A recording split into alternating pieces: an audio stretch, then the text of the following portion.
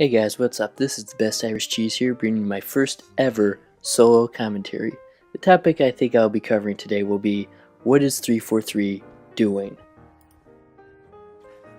Before everybody freaks out at me, please know I've actually been observing this for a while, their behavior.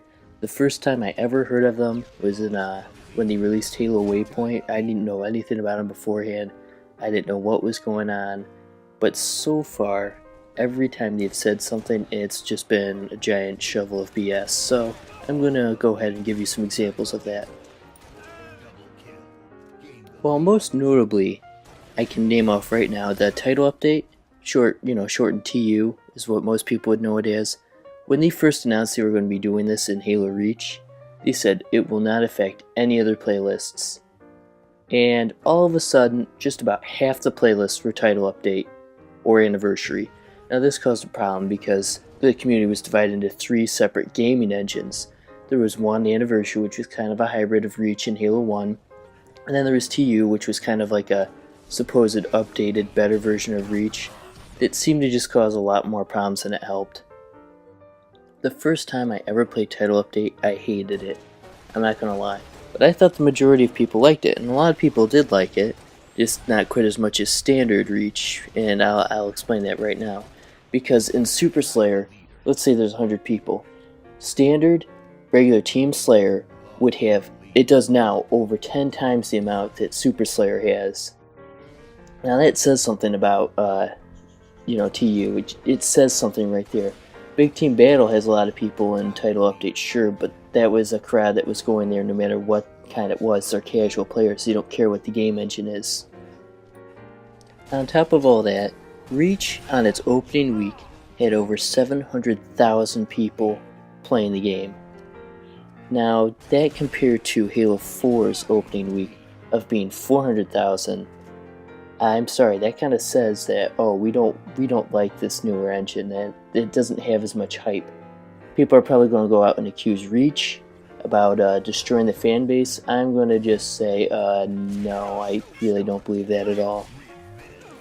Because Reach's, the last week before Halo 4 came out, Reach had over 60,000 people playing it daily. Halo 4 now has only 30,000 people playing it. I'm not kidding, its average is 30,000. And Halo Reach's average nowadays is about 20,000. That is just disgusting. Halo Reach is a game that's almost 3 years old, and it's still got 60% of the population that Halo 4 has. I believe a lot of these issues you can kind of see coming though. Really, when you think about it, they didn't even put time aside to make a Halo 4 beta, which honestly was crucial for Reach. Can you imagine Reach launching with those kind of problems that the beta had? Like the assassinations never working properly, and the matchmaking servers crashing. And on top of all that, what made Reach's matchmaking service better was the servers seemed to work better. It had filters, it had psych profiles, it helped decide what games you'd go into. It would help you, if you said to skill, language, and what was it, good connection. It typically didn't give you some terrible, person that doesn't speak English, which would happen a lot if you did not turn it on.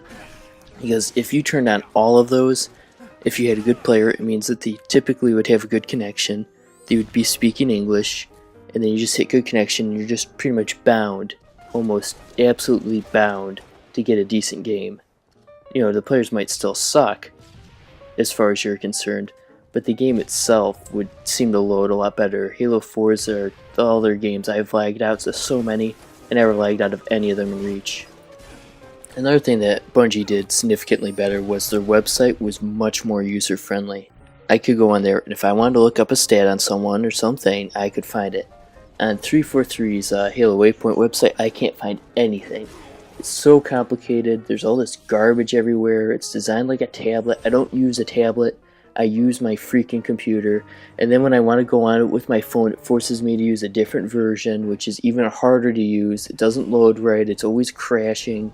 It's pretty much just a giant piece of garbage that they shove in your computer, and really, I don't know why they don't just make it easier to use. It's really pathetic, and I hate it.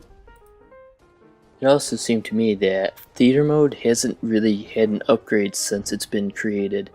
In Halo 3, you used to be able to go into it with more than one person. You could do theater over matchmaking. It was really laggy. It was really quite awful, but you could do it. In Reach, they took it out, which kind of ticked me off because you should never take a feature out without replacing it with a better version.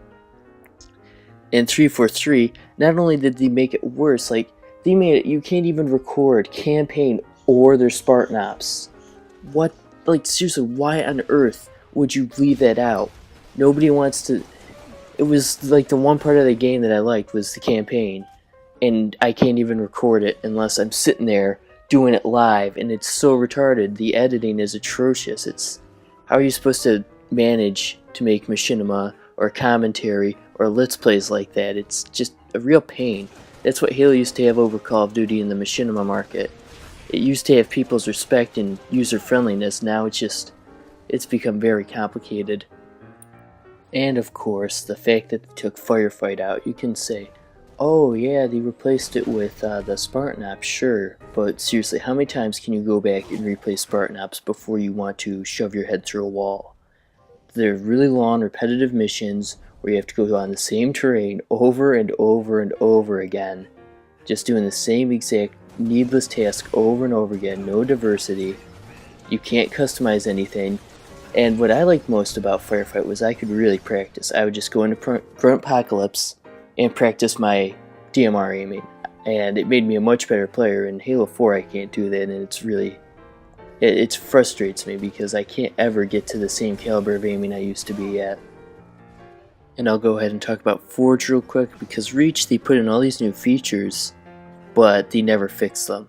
I mean, I don't mean to solely blame this on 343. It was Bungie's fault too in Halo Reach.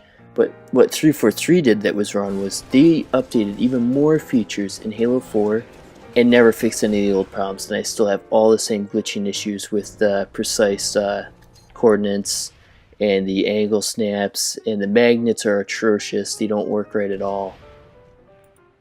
And one more thing, I personally preferred the reticle bloom, which was pretty much the recoil. I think it just made the game more balanced. It could make you, precisely balance each weapon to be able to only do so much. So, I kind of miss that. I know most people don't, but,